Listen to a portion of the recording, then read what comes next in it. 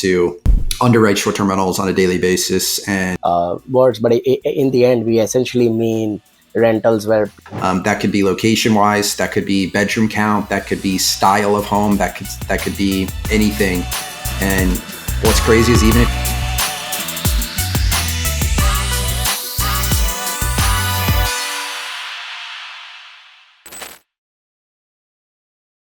Hello and welcome back to the Masters of Real Estate. Today we're going to learn from Taylor Jones. Taylor, how's it going, buddy? Good. How are you? Thanks for having me. Likewise, Taylor. It's so good to see you. So good to see you in person after interacting with you on Twitter. Yeah, absolutely. I know it's always good to finally do it for real. Of course. So Taylor, how do you introduce yourself these days? Yeah, I'd say I'm head of acquisitions for a short-term rental investing firm. We help acquire short-term rentals for investors who would love to invest in cash flowing Airbnbs. As a washed up baseball guy, looking at numbers all day is kind of something that comes very natural. And so being able to underwrite short-term rentals on a daily basis and really make good sense of the numbers. In baseball, your batting average is your batting average, your RBIs are your RBIs. You can't fake it. And so it's kind of the same thing when underwriting a deal. You got to stay very disciplined to the numbers. You can't fake it. And that I think has been very key to part of my success is being able to really analyze short-term rentals from that data perspective and make really sound numerical decisions and not letting emotions creep in the way. You see it too often. People make emotional decisions in business, and it can definitely get you in trouble. So to me, just hyper focused on acquiring and underwriting cash flowing short-term rentals. And, if I'm not behind spreadsheets and pro formas, I'm probably out on the golf course playing 18 holes. I love that, Taylor. And, we'll in this discussion today, we'll use short-term rentals and Airbnbs and VRBOs and all those words. But in the end, we essentially mean rentals where people live less than a select number of nights together, right? So is that under 30 nights typically? Yeah, I mean, our bread and butter is a 2 to 7 night rental. That's, really check in on Friday, check out Sunday is probably your most basic, straightforward short-term rental booking. But yeah, a lot of 2 to 7 nights. When you start getting into 30 to 180, you dabble into midterm rentals. So there's a lot of like traveling nurses and insurance stays or people who are in between properties. Maybe they got a new construction. And then obviously anything 6 months or longer, you dabble into long-term rentals. So for us, we're just hyper focused on short-term rentals, those 2 to 7 night bookings for vacations, groups, young couples, families, etc., who might be traveling. It's a fascinating space, Taylor.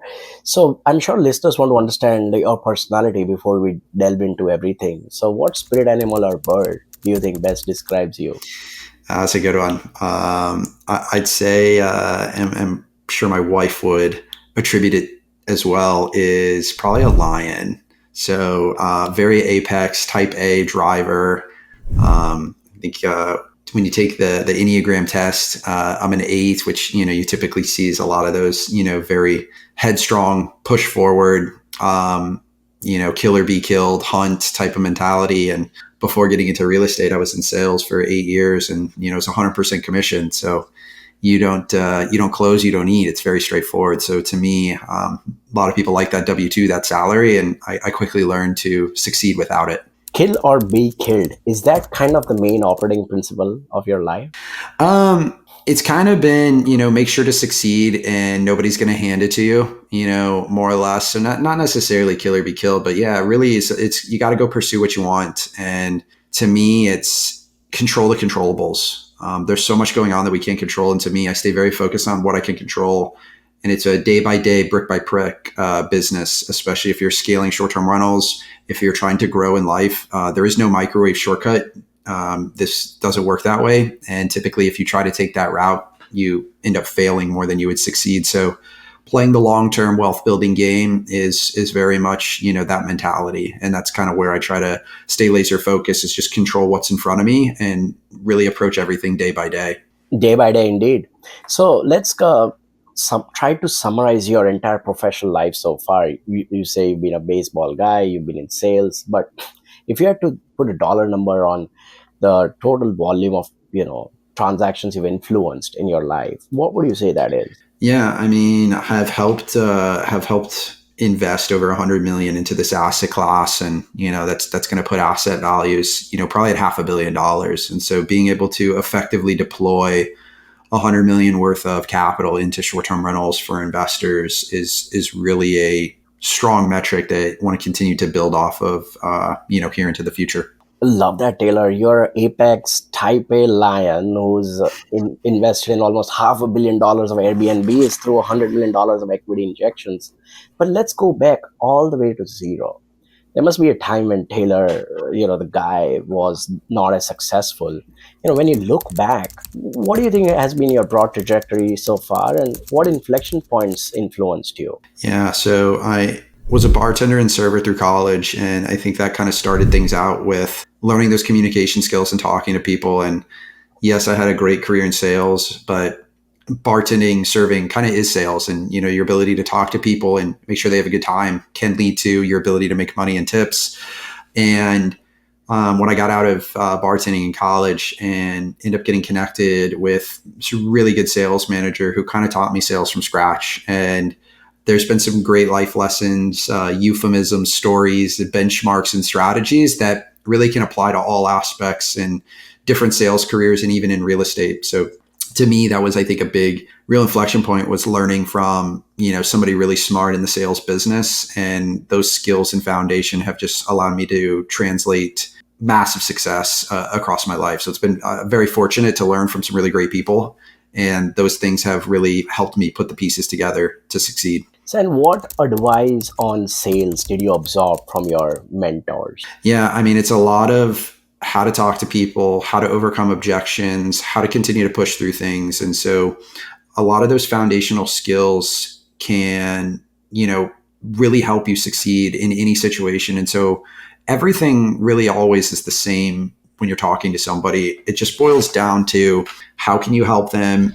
What objections do they have? How do you overcome it? And those skill sets have just been super invaluable to utilize. So there's really nothing new that's going to surprise you. If somebody says something or has this objection or doesn't like this, it's typically because of a core thesis or core reason. And if you understand those things, doesn't matter what organization you're in, what's selling, what sales, company, it all boils down to the same, very few metrics. And so it's just continue to take those skills and apply them to the current situation. So after playing baseball for a while, working as a bartender, working in sales for 8 years in a commission-only job, how did you end up deciding where you wanted to pursue your career in? Yeah, I mean, I continued to just chase commission in sales. So had several different sales jobs. Always chasing the commission up the ladder. And when COVID hit, I had a client-facing sales job at the time, so wasn't fired, but couldn't go sign new contracts. So that's kind of a tough spot where you gotta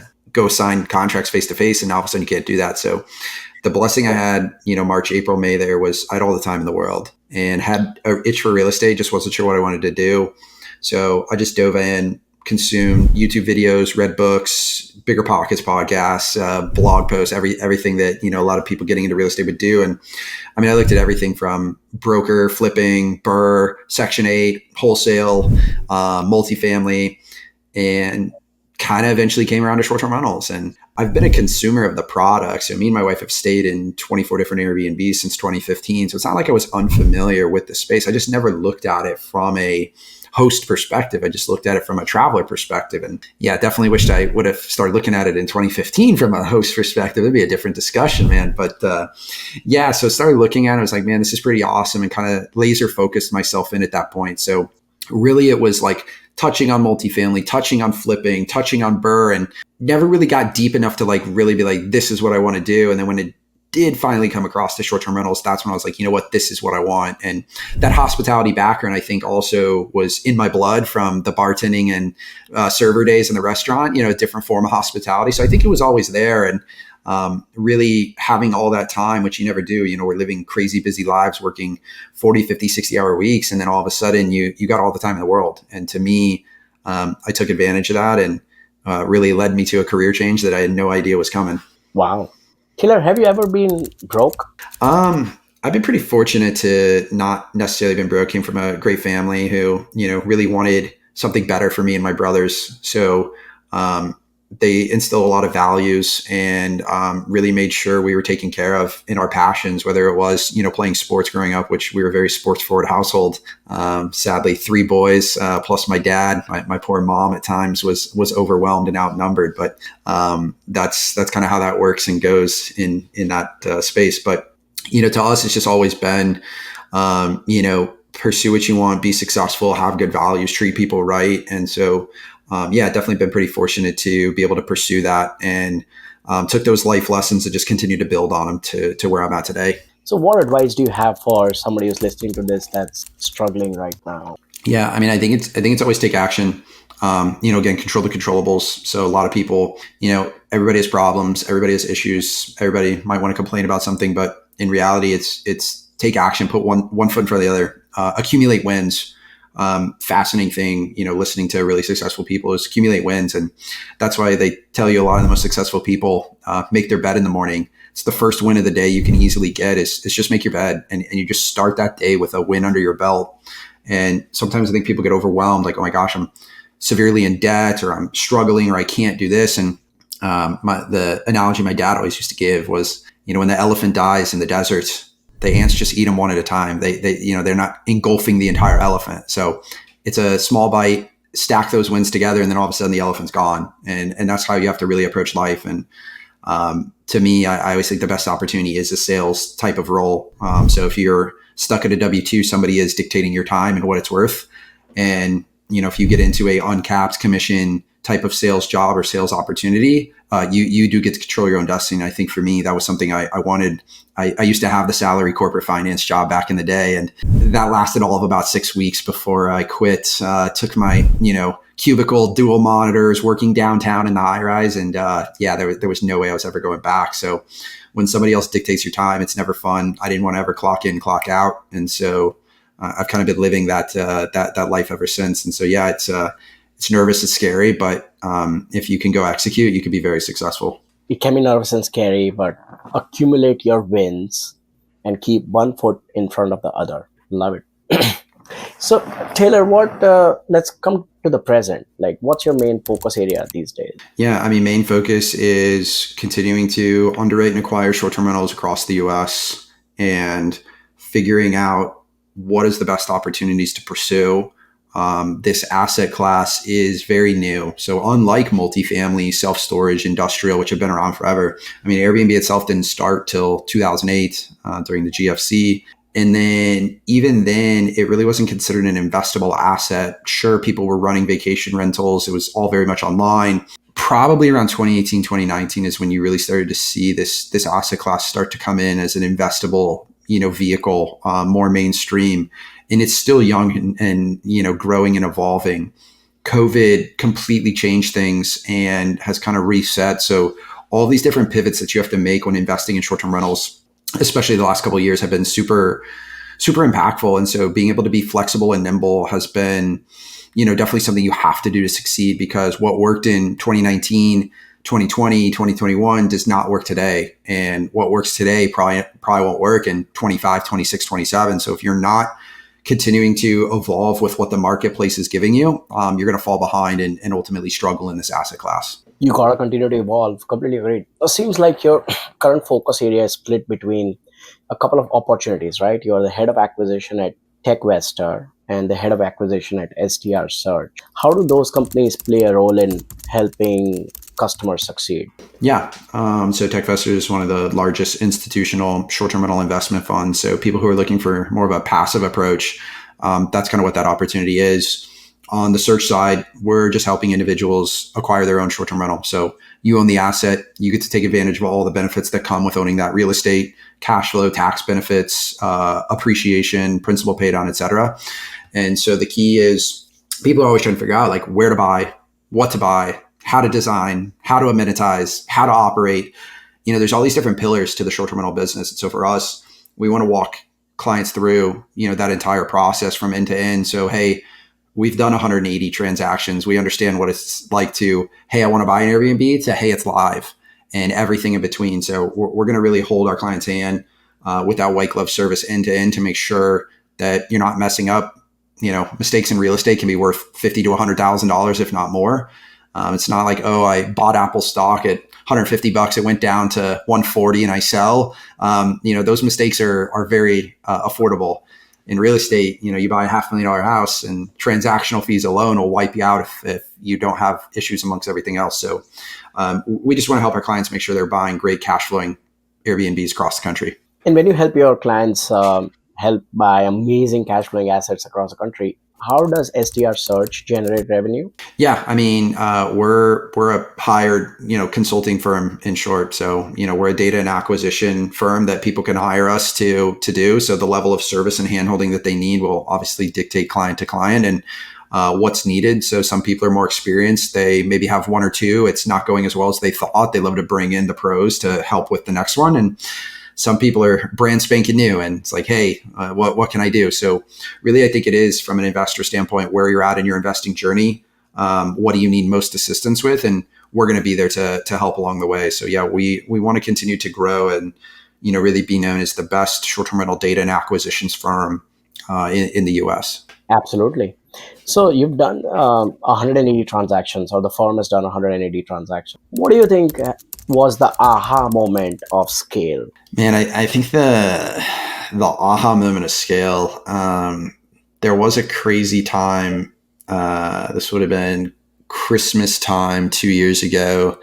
I remember from December 23rd to December 25th, ended up putting 9 deals under contract. So while most were taking time off and celebrating the holidays, a couple of us degenerates are still writing offers. So I always joke with people, the real estate market never closes. So people talk about their 9 to 5, working 40 hours a week. I kind of roll my eyes and laugh going, yeah, what's that? Because real estate market never closes. If there's an amazing deal that hits the market on Saturday, Sunday night, whenever it is, speed wins a lot of time in this asset class. So you got to be underwriting, looking at deals. I get notifications left and right across all of these markets that, we have really good data on to buy cash flowing Airbnb. So you never know when that next great deal is going to hit the market. And if you, take some time off or stop looking. So to me, it never stops. It's hard to turn it off when you constantly are underwriting and looking at short-term rentals on a daily basis, which I have. I'm probably looking at 100 to 200 deals a day for the last 3 years. It's hard to turn it off. It is hard to turn it off. And what do you feel separates you from 99% of the rest of the market? Yeah, I mean, truly, like, piggyback on what I just said, I don't think there's anybody in the US who can make that claim that they've underwritten more short-term rentals in the last 3 years than I have. So hundreds upon hundreds a day across, several different markets. Our data team is probably the best in the asset class. And what's really great is data and acquisitions go hand in hand. It's the yin to the yang. So all of the raw level data, being able to make sense of it, dissect it, package it into really digestible forms. That's what they do. And then me as an acquisition person, I can take that and go hunting with it. So we go back to that lion analogy. If you don't have great tools or, game plans to succeed, it's going to be hard to go hunting. But if you've got all the great tools and you feel like, hey, I'm very well suited here, you're going to go out and succeed. And so to me, that's been really awesome, is having the backing of some of the best data analysts in this asset class. And that's allowed us to succeed, grow, find the best opportunities, and then ultimately go acquire them. Go acquire them indeed. And Taylor, seems like you are the number one short-term rental analyst in the country. What's your ultimate vision? Yeah, I mean, we want to make sure that nobody ever buys an unprofitable Airbnb again.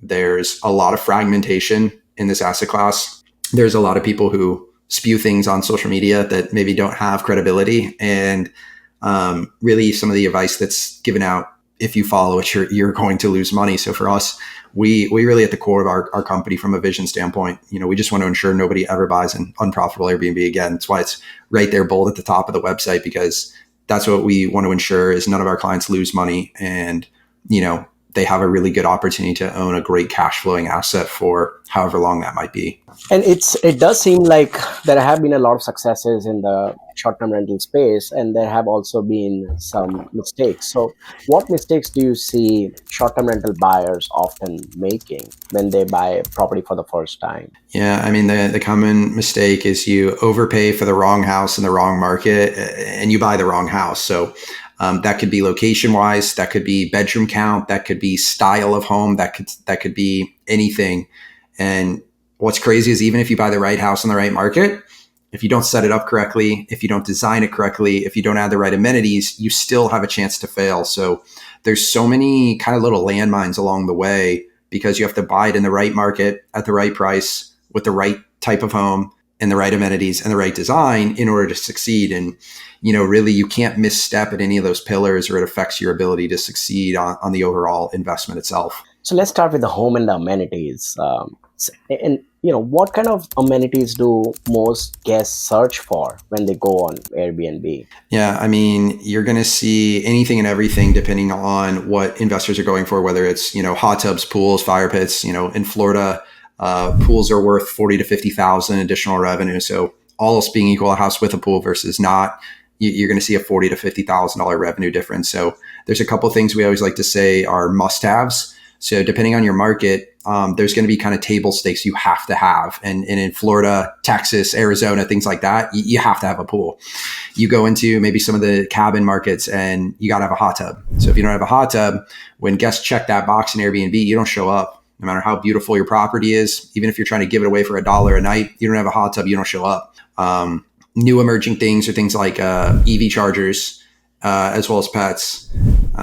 Crazy stat, if you haven't heard, there's more pets in the US than there is kids under 18. So to not be pet friendly is making a critical mistake, and you're leaving a ton of money on the table, both from a visibility standpoint. So people traveling with their pets, again, you won't show up if you don't check the pets allowed box, but also the additional revenue from paying. I have a dog, and I know it's, do I pay $30, $40 a day to keep him here, or do I pay $30, $40 a day to bring him with me? And so that money was going to get it spent anyway. So it might as well go into the Airbnb host pocket. And so if you're a host, there's going to be people making similar decisions. Do they pay to crate their dog, or do they want to bring it with them? And they would even pay a premium on that trip to bring it with them. So those are things you want to take advantage of for sure. You're absolutely right about the stat on pets. There are about 160 million dogs and cats in the US versus 72 million kids under the age of 18. It's Out of the wild. 100, it's insane, right? Out of the 160 million dogs and cats, about 85 million are cats and 78 million are dogs. So there are way more cats in the US than there are kids under 18. It's crazy, crazy, crazy. So coming back, I'd say, like, let's say you find a home with all these amenities. What Airbnb market should you consider? Like, where are the markets today where demand for Airbnbs is outstripping the supply of Airbnb? Yeah, I mean that's the kind of the golden goose is, can you find a market where there's way more demand than there is supply, because that's going to give you pricing power. A market that comes to mind is something like Charleston, South Carolina, which is one of the highest revenue per square foot markets in the country. Hard to buy today and make the deal pencil. So from an investment standpoint, it's tough, and things like constricting supply, whether that's government forces, sheer geographic land, those are going to make it tough.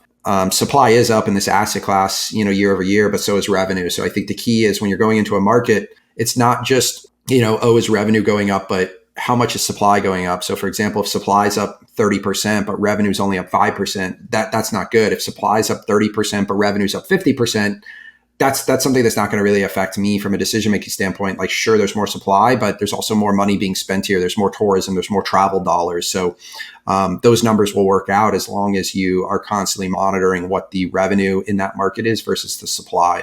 Let's say somebody does find a property in a market where demand is higher than supply, and they find a home with the right amenities and they start underwriting it. What are the main operating expenses they should think about? Yeah, I mean, operating an Airbnb, it's a small hospitality business. So I mean, you have everything from taxes, insurance, pool cleaning, landscaping, Wi-Fi, snow removal, trash, utilities, household supplies, coffee, toilet paper, shampoo, etc. So everything that it takes to operate that business definitely needs to be taken into account.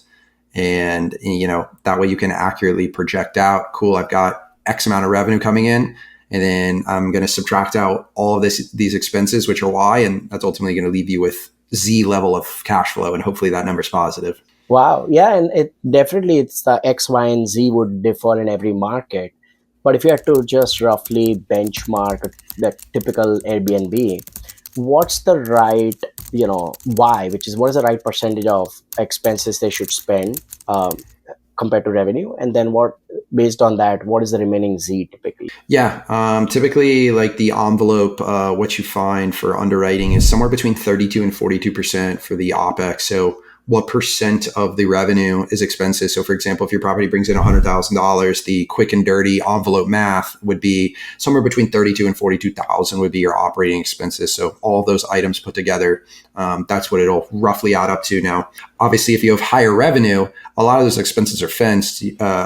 So your Wi-Fi doesn't increase as you make more money. Your insurance is fixed, your taxes are fixed. Now, things like utilities, as you do more bookings, you're probably running the air more. So some expenses do climb with growth in revenue, but others are fixed. So that's kind of where you can drive down your operating costs, is just surely by driving more revenue. Because you have all these fixed costs. So every new dollar into the business is actually worth more to the bottom line. So on the flip side, if you're only making 50K a year, your Wi-Fi is fixed, and that's going to eat up a larger percentage. And so that's where you see people, if you're not driving enough revenue, your operating expenses, that percentage is going to be significantly higher because it's going to eat up more of the profitability. Makes sense. So on a typical property, about 30 to 40% will be expenses. The remaining will be dedicated towards servicing the debt, Yep. and then the rest would be a profit, right? Yep. Uh, Absolutely. Now, let's say somebody listening to this contacts you and buys an Airbnb. They would have to, like you said, it's a mini hospitality, right? Each Airbnb is like a mini hotel, so they would need a lot of tools to make sure it's running effectively. Is there a suite of tools you strongly recommend? I read something online about you having Yeah, I found an posted. amazing. I did a huge post on this the other day. So yeah, no, I mean, at your core, you're going to need some sort of property management software, which is really going to be where your central hub is going to be. This is going to be your calendar, your bookings, guest communication, all of your tools. Connected off of that, you'll have some sort of pricing software. So you need to be able to price your listing accurately. And then there's just a ton of tech within the unit itself. So whether that's cameras on the outside to make sure that there's no party, obviously illegal to have cameras on the inside. So always make sure they're on the outside. Digital keypad locks. So the old days of, a guest needs to come get a key. Now everybody gets a code. It's synced with their bookings.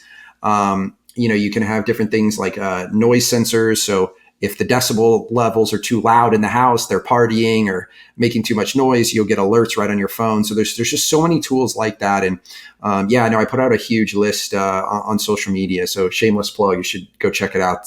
Really try to lay out everything for investors so, I can share and give back to the asset class. Absolutely, we'll add it in the description. Perfect. So they bought an Airbnb in the right market, and they underwrote it well, and they bought it with the right amenities, and they have the right tools. It seems like there is a tax saving angle to it as well, right? And before you jump into it, I should clarify to listeners, both Taylor and I are not tax professionals, and this is not tax advice. This is just Taylor's personal perspective on taxes. Yeah. Yes. Not a CPA, but have dealt very intimately with this. So, with real estate in general, you get a lot of great benefits. So, you're going to get leverage. That's the first thing that you can take advantage of, is using the bank's money to go in, and you're not having to have $500,000 liquid to buy that $500,000 house versus if you were going to buy $500,000 worth of Apple stock, they're typically not going to let you only put $100,000 down and give you $500,000 worth of stocks and lever up. Second, you're going to have is principal pay down. So if you're renting this out, other people are in essence paying down your mortgage every month. So to you, that's a net win. That money doesn't go in your pocket, but you kind of save it for, a rainy day whenever you do refinance or sell. You're obviously going to have the sheer cash flows generated. So all of the cash on a monthly basis that's left over. And the last part is the tax benefit, which you have some really great powers within short-term rentals to be able to unlock some powerful tax benefits, despite what your favorite Instagram or TikTok guru might tell you that investing in Airbnbs is passive. The IRS will correctly tell you it is an active activity. So if you check the box, and the term is material participation. So if you materially participate, and the IRS has 7 different standards that you can try to go after, which again, a CPA will be able to let you know, by actively participating in the operations of the business, you can use the tax losses to offset other active income that you have. So if you have a W-2 or other job from, that you collect income on, you can take all of the real estate losses from your short-term rental and use those to offset your income. In traditional real estate, You get passive losses. Well, those are capped at just passive activity. So you can't take those passive losses from, let's just say, your long-term rental and the depreciation to offset your dentist job or your W-2 salary.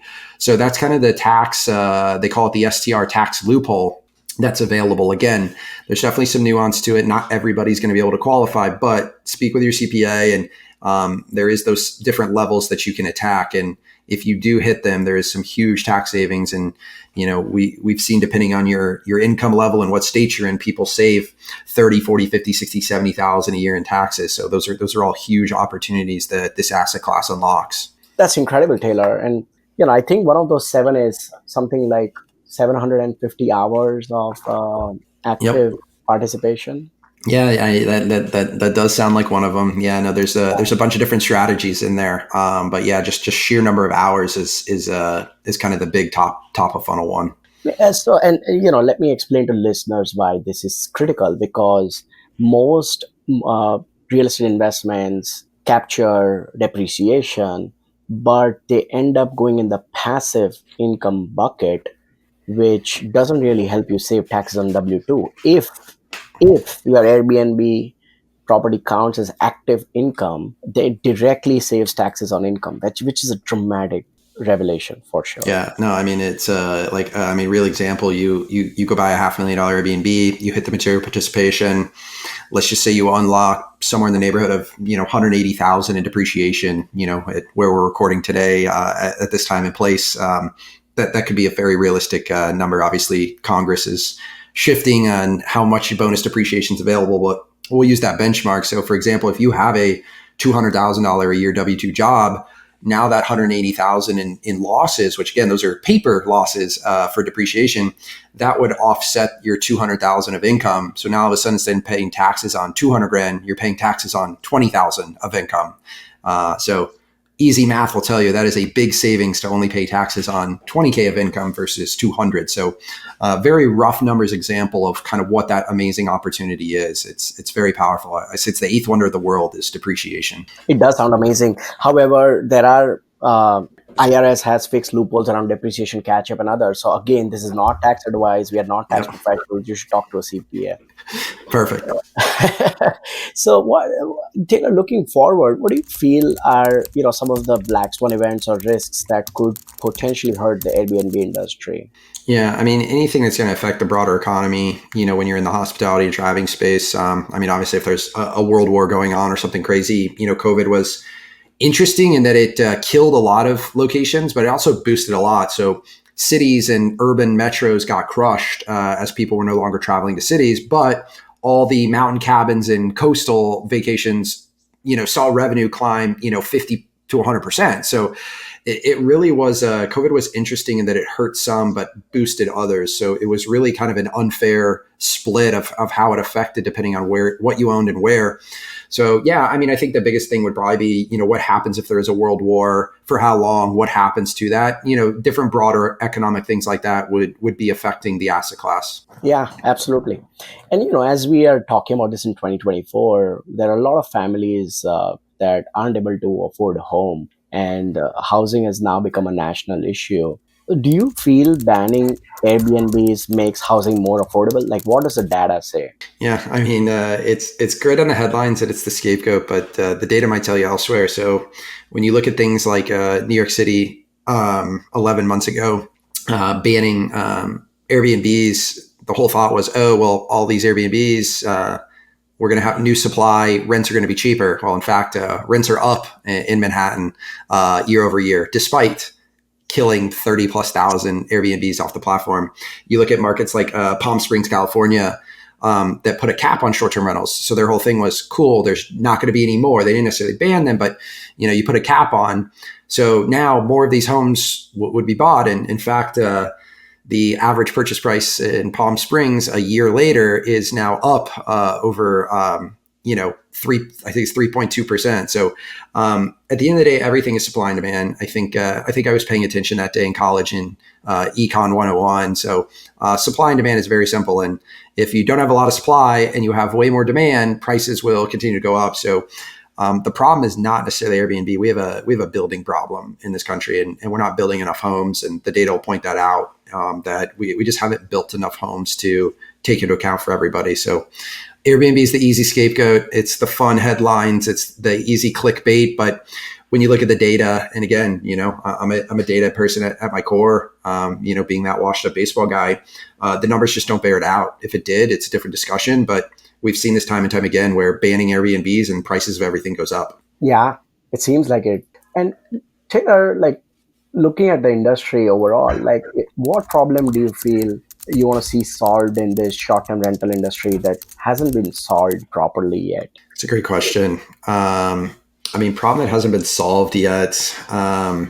Maybe with Airbnb in particular, and Airbnb is an OTA, so it's more of a platform. But within the platforms, they typically swing on a pendulum basis where they're more in favor of the host, and then they're more in favor of the guest. And so right now, I would say the guest gets more of the preferential treatment on the platform than the host do. So there is some kind of unfair things that you as a host just kind of have to take on the chin. That guests have that power. Within the broader short-term rental market, I think more standardization and opportunity is, really what is coming, but that's comes with natural maturity and growth of an asset class. And you're seeing professionalization kick in, just as that's happened with self-storage, that happened in, the .com era, where more professionalization, less mom and pop. And I think we're seeing that now where more professional operators are getting into the space, and it's less, Uncle Bob who owns a second home over here in Miami per se. Seems like Airbnbs are getting professional indeed. Yeah. Now let's talk about your story with your personal real estate portfolio. What's your personal real estate portfolio like? Yeah. I have made a pivot in my own portfolio. So at the peak, used to have a handful of short-term rentals. Myself, have sold some of those off, still have one left. I'm actually pivoting to build. So I have all this data, I have all this knowledge, I have all this insights. And instead of buying a short-term rental and then turning it into what the data says is the best short-term rental, why not just build it from scratch as an amazing, perfect design, perfect floor plan, perfect amenities?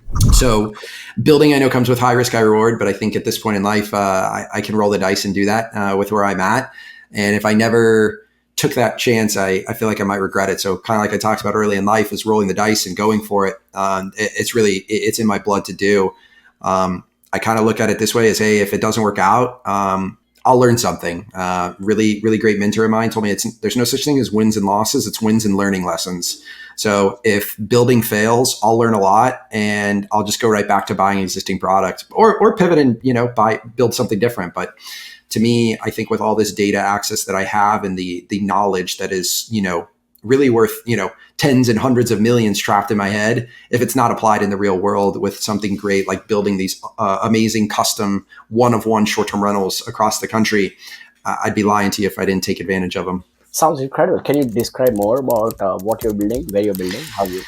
Yeah, I'm personally going big. So I think right now, if you follow the data, and the great thing about Airbnb being a public company is you could see the quarterly reports, and the average bedroom count per booking has gone up quarter over quarter. I think it's at 3.6 or 3.8. So the average booking is a 3.6 or 3.8 bedroom property. So everything's going bigger, which kind of makes sense. More groups, more people traveling together makes it more affordable. If there's 10 of us traveling together, splitting a $1,000 a night booking, that's a lot cheaper than only 5 of us and splitting that $1,000 per night. So when you have more heads to split the bill, it makes it more affordable.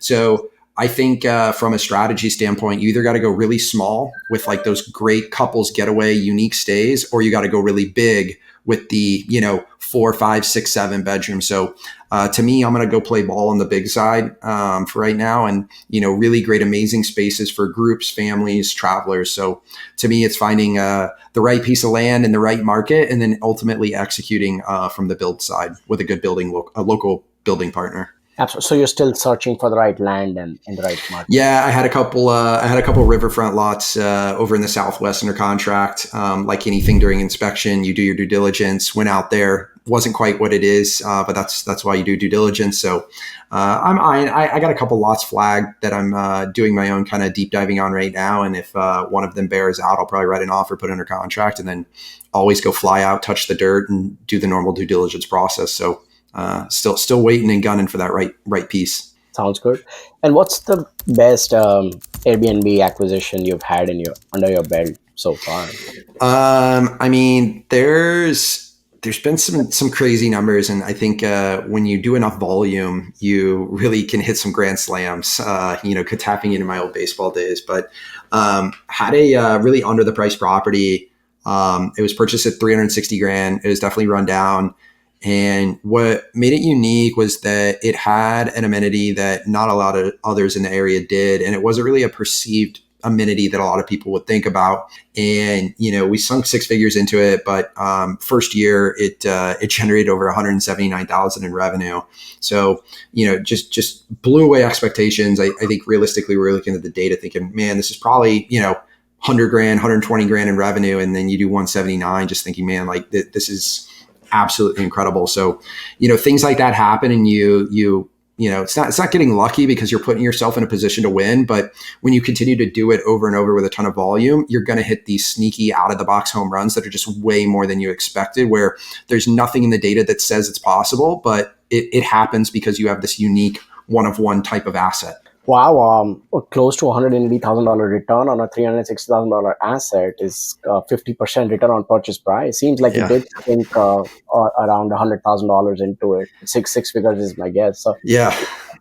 what amenity did you add, and like how did it turn out so well? Well, this was a market where there's not a lot of pools. So unlike Florida, where everybody has a pool, this was a market where almost nobody had a pool. And so it's kind of out of the box to think, hey, in this, cabin, cold market, what is a pool worth? But when nobody else has them, those 5 to maybe only about 5 months, I was going to say maybe 6 months of warmth that you get in some of those cold markets, you're just able to extract significantly higher average daily rates because you have a one-of-one product. And yeah, it's in Florida, the pool's available year round, but in this market, you have such a tight window that I think, kind of like we talked about supply and demand, when there's not a lot of supply and you have unlimited demand and you have warm weather, people will pay a premium for that pool. That's incredible. And what were some of your bad investments, and how did you learn from them? Yeah, I mean, naturally doing 180, they're not all perfect winners. I think a great example to point to was just missing the mark on a design style, going after our IBC. So we always talk about what's your ideal booking client, your IBC. And when you really look at the data, you have to understand who is traveling to this market, and you need to go all in on designing for them. And, sometimes, you test some things out, you do some A/B testing, and, we learned a lot. Like I said, it's not wins and losses, but wins and learning lessons. And so I think what we learned is if you deviate too far from that IBC in that market for how you design, it can really come back and bite you in the butt. And the market will tell that to you by, hey, your place isn't attractive. It isn't great to book. Got it. Ideal booking client, IBC. I love it. So now, Taylor, let's say a family office had a liquidity event and they allocated some money in the real estate bucket. And just for keeping the math easy, let's say the money was $100 million. They call you and say, Taylor, we want to invest $100 million in real estate. How would you invest it? Yeah, I'm probably not typical, but I have such a strategic advantage from a data and insights, perspective that I'd sink the whole 100 million into short-term rentals. I mean, if I start deviating myself personally into other asset classes, whether it's multifamily, industrial, self-storage, I have no strategic advantage. I don't know anything different than anybody else on on the planet. Whereas here, I have such an inherent advantage. I think there's ways to diversify within the asset class. So just saying, oh, it's short-term rentals. Well, there's so many different strategies, and you could layer some of that capital in as going after the couples getaways and doing those luxury 1-1s. You could do a handful and a percentage of that into a bucket of the big 5, 6, 7s for groups and travelers.